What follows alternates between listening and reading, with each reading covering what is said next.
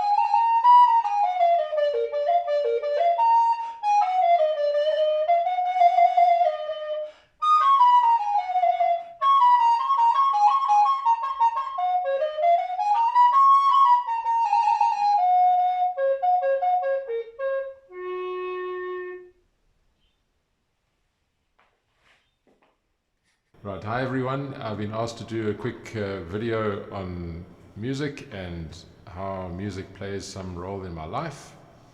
So I thought I'd quickly play a few pieces on the guitar for you and just give you an idea of how I go about practicing and my involvement in music generally.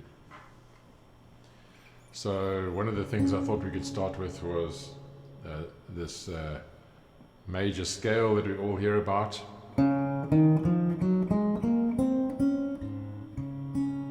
There's sometimes a lot of mystery around this major scale story, and it's not as mysterious as it sounds. So let's have a quick look. So if you just have our scale running like this, and again we can go up, and what I like about the guitar in this instance is that you can have a drone note going in the background. So you can have that open string, for example, and then you can play the major scale on another string.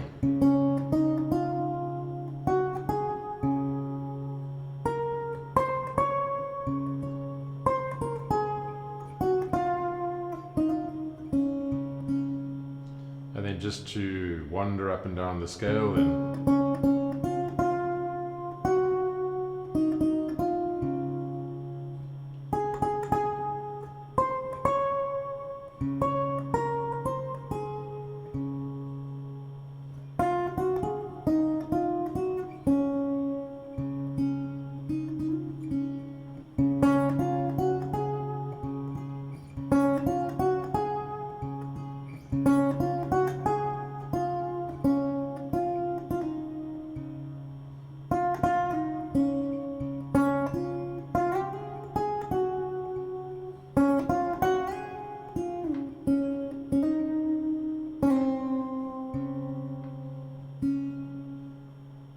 just to experiment with the intervals. And then what's also interesting about that is you can use a different note for that underlying drone, and that then starts moving into the realm of what's typically referred to as the modes of the major scale. And not to get too technical about it, but if we move up the scale like we did before,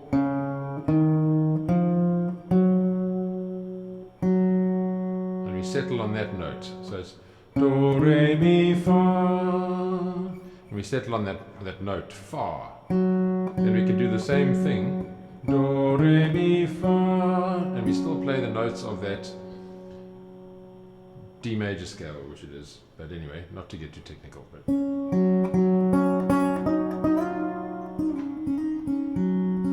treat that now as our droning note.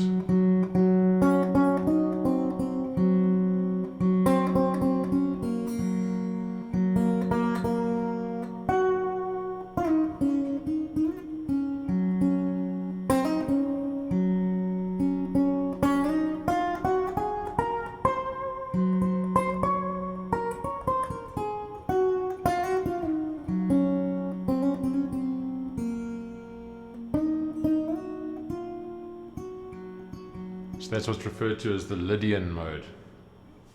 And it's exactly the same notes as the major scale. It just has a totally different feel to it. And okay, so I thought I'd play something for you. This is a song by the Beatles. It's Blackbird, and it's one of my favorite songs.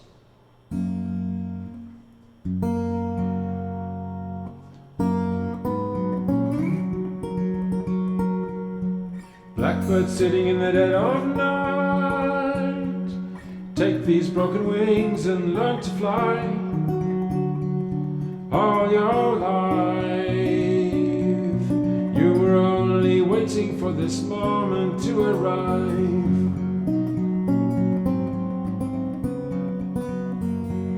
Blackbird sitting in the dead of night, take these sunken eyes and learn to see. All your life you were only waiting for this moment to be free. And blackbird fly, blackbird fly into the night of the dark black night. Blackbird sitting in the dead of night, and take these broken wings and learn to fly all your life. You're only waiting for this moment to arrive. You're only waiting for this moment to arrive. And you're only waiting for this moment to arrive. All right, so that's Blackbird by the Beatles. So I thought next I could play something which is a lot older than that. It's from the Italian Renaissance, and it is originally a lute piece. So it's one of the instruments that came before the guitar, a stringed instrument. I don't know much about it, but I remember hearing this on a CD many years ago, and just worked it out, and it works out pretty well on the guitar. So this is from a good 400 years ago. So let's see if it stands the test of time.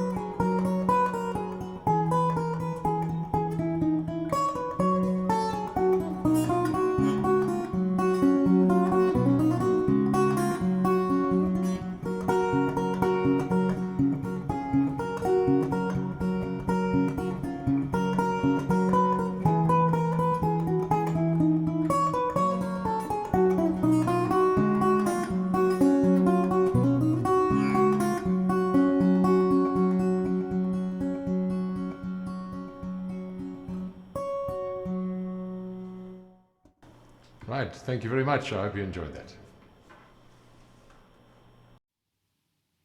Good evening, everybody. My name is Rian, and I'm a philosophy student in Pretoria, part of the Gauteng branch. And I am a musician by profession.